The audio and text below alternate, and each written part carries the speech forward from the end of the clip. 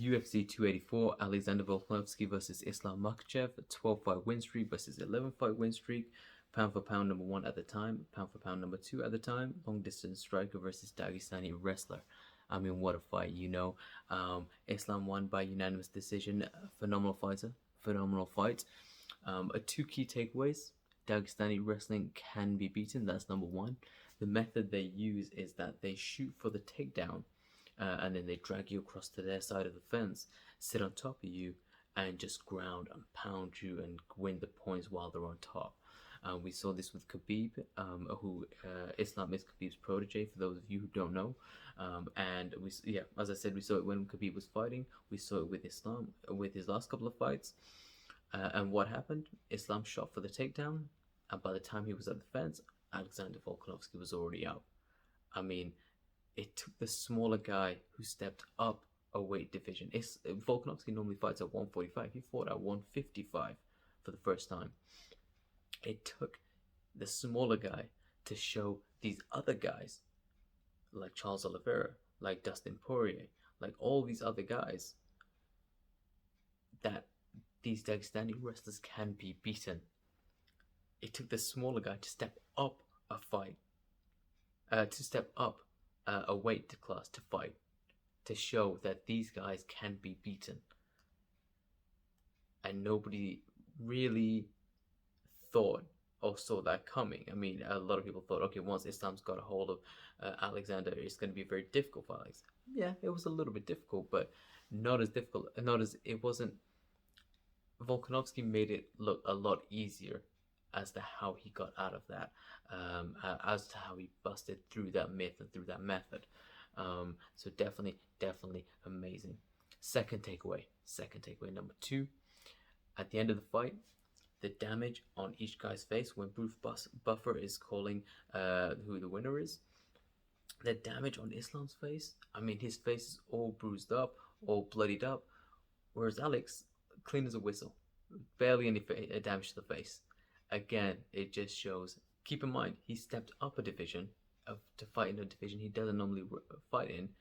Took on a Dagestan wrestler, Khabib's protege, through 5 whole rounds, lost by unanimous decision, and had less damage done to his face. Amazing, just amazing. Shows just how amazing he is, and that's why, you know, there's one thing you can definitely be sure of. Alexander Volkanovski might have lost that fight, but he definitely has not lost the war, so to speak. I mean, his stock's gone up. He's got a lot more love from fans. Got a lot more fans. I mean, when you've got Little Wayne saying Volkanovski was robbed, he's in mainstream media culture. He's in mainstream pop culture now. And then when you've got Joe Rogan saying that Volkanovski to him won, wow. I mean, that is as clear as day. But there is an interesting take. Dan Hooker said that Islam used an IV drip. I'm not sure if that's true. If it is, Islam could potentially face up to a 2-year ban with UFC. But that's if it's true. Because IV drips are illegal to use. Essentially, fighters use they jump in the sauna, they bring their they get rid of their water weight and bring their body weight down to I believe it's like, whatever the weight is, so 145, 155, whatever they need to, and then they have a nurse administer an IV drip to bring their bodies to put in water, bring in all the nutrients, and to help the bodies recover. But it's illegal to use in the UFC. So we'll see what happens with that. But not taking anything away from Islam, he is an amazing fighter. Did what he needed to do. He stepped up. He definitely is really good at those very specifics, whether it's striking, whether it's wrestling. He's very good at the very basics, amazing, and he's got power for days.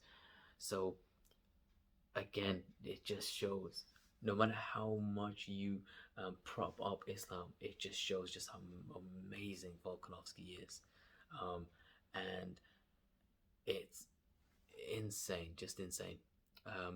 But as I said, one thing you can definitely be sure of: yes, Islam won the fight, but Volkanovski won a lot. his stock's definitely gone up. He's got more viewers watching, which equates to more people watching his fights, which equates to more money in his pocket, which again, amazing. What's going to happen next? I think Volkonovski is going to fight Yair Rodriguez. I think Benil's probably going to fight Dariush. Benil Dariush is probably going to fight Charles Oliveira. I think there's an unofficial rumor report that is going to happen in UFC 288 in May, potentially, but it's not official, so we'll wait for that announcement. And other option, there could be a rematch between Volkanovski and Machachev. We'll see. I will say that Machachev is the pound for pound number one, although it could still be Leon Edwards. But there's a lot of fights coming up that I can't wait to watch. Whether it's Leon Edwards versus Kamaru Usman, whether it's Cyril Gane and John Jones, whether it's Game Bred for Boxing, Anthony Pettis, Roy Jones Jr., Jeremy Stevens, Jose Aldo. That whole fight card is phenomenal. Well done, Masvidal. You smashed it with that one, buddy.